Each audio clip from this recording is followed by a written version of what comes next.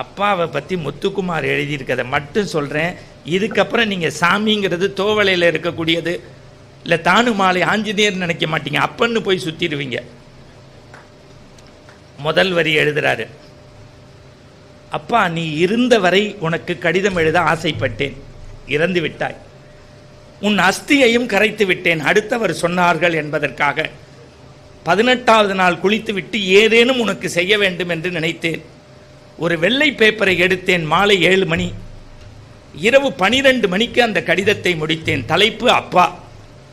உன் அஸ்தியை கரைத்த பிறகு நீ எனக்கு சேர்த்து வைத்த சொத்து எது என்று பார்த்தேன். நீ எப்பொழுதும் ஒரு டைரி எழுதுவாய், தமிழாசிரியர் என்பதால். இதுவரை வாழ்க்கையில் 13 டைரிகள் எழுதிவிட்டாய். ட்ரங்கு பட்டியை தொடர்ந்து 13 டைரியையும் படித்தேன். எனக்கும் ஆர்வம் இருக்கும் தானே, நான் பிறந்த அன்று நீ என்ன எழுதினாய் என்று.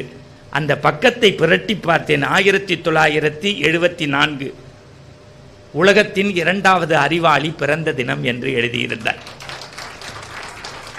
கீழே படித்தேன், காக்கைக்கு தன்குஞ்சும் பொன்குஞ்சு என்று எழுதியிருந்தாய். நல்ல வேளையப்பா, நீ தமிழாசிரியர் என்பதால் வீடு மட்டும் இன்னும் அடமானம் வரவில்லை. பிற மொழிகளும் தெரிந்திருந்தால் நீ மாதத்தம்பளம் வாங்கி மார்க்கெட்டுக்கும் மல்லிகை கடைக்கும் சென்றதை விட புத்தகம் வாங்கிதான் என்னை அறிவாளியாக்கினாய். அப்பா, இதுவரைக்கும் நான் 22 கதாநாயகனுக்கு பாட்டு எழுதியிருக்கிறேன். ஆனால் எனக்கு